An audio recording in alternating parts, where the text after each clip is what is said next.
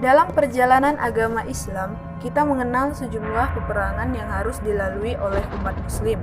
Karena memang pada saat itu keadaan memaksa untuk berperang. Setiap peperangan sudah barang tentu memiliki seorang panglima yang memimpin peperangan tersebut. Satu dari sekian banyak panglima, perang umat Islam yang sangat penting adalah Khalid bin Walid, di mana beliau merupakan salah seorang kerabat Nabi Muhammad SAW yang sebelumnya berada di pihak kaum yang memusuhi Islam.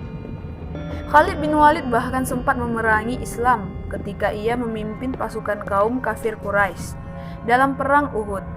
Ketika itu, Khalid berhasil memanfaatkan peluang menaklukkan pasukan Islam saat mereka tergoda dengan harta rampasan perang. Di bawah kepemimpinan Khalid bin Walid itulah pasukan kafir Quraisy berhasil memukul mundur pasukan Islam. Akan tetapi, justru karena perang itulah ia mendapat hidayah dari Allah dan menyatakan diri untuk masuk Islam. Masuknya Khalid bin Walid ke dalam naungan Islam kemudian disambut gembira oleh Nabi Muhammad SAW. Sebab Khalid dikenal sebagai seorang yang ahli strategi perang sehingga pasti akan sangat menguntungkan bagi umat Islam. Ketika Khalid bin Walid bertobat dan menerima Islam, Rasulullah SAW sangat bersyukur karena Khalid mempunyai kemampuan berperang yang dapat digunakan untuk membela Islam dan meninggikan kalimatullah dengan perjuangan jihad. Dalam banyak kesempatan peperangan, Khalid bin Walid diangkat menjadi komandan perang dan menunjukkan hasil gemilang atas segala upaya jihadnya. Pada masa pemerintahan Abu Bakar, Khalid diamanahkan untuk memperluas wilayah Islam dan membuat kalangan kabut pasukan Romawi dan Persia.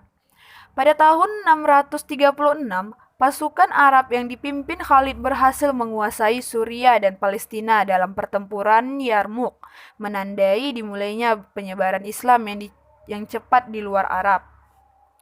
Kemudian, pada masa pemerintahan Umar bin Khattab juga, Khalid diberhentikan tugasnya dari medan perang dan diberi tugas untuk menjadi duta besar. Hal ini dilakukan oleh Umar agar Khalid tidak terlalu didewakan oleh kaum muslimin pada masa itu. Berkat kepiawaiannya dalam memperjuangkan panji-panji Islam, inilah Khalid bin Walid mendapat julukan yang dimana dengan sebutan pedang Allah yang terhunus. Ceritanya, pada masa pemerintahan Abu Bakar terjadi perang Yarmouk antara umat muslim menghadapi tentara Byzantium.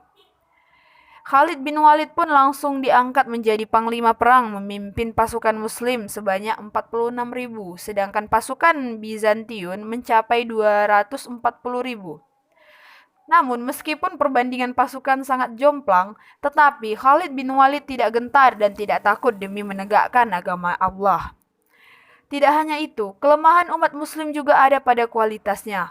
Pasukan Islam saat itu tidak didukung dengan persenjataan yang mumpuni, begitu pula dengan mutu pasukan karena jarang sekali berlatih.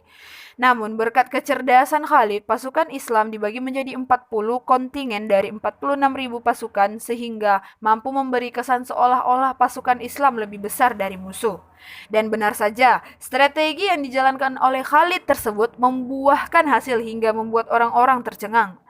Namun, pasukan Islam yang berjumlah jauh lebih sedikit dari lawan berhasil memenangkan perang tersebut. Prestasi-prestasi yang diukir Khalid berkat keahliannya dalam menyusun strategi perang, ahli senjata, dan karismanya yang dimilikinya nyatanya tidak membuat Khalid menjadi sombong.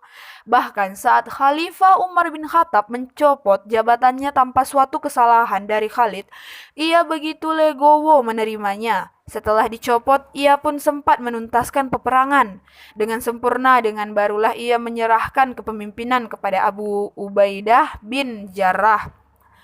Begitulah sikap baik Khalid bin Walid, salah seorang sahabat Rasulullah SAW yang patut kita jadikan contoh, berada di atas tapi tidak haus akan jabatan. Terima kasih. Waalaikumsalam warahmatullahi wabarakatuh.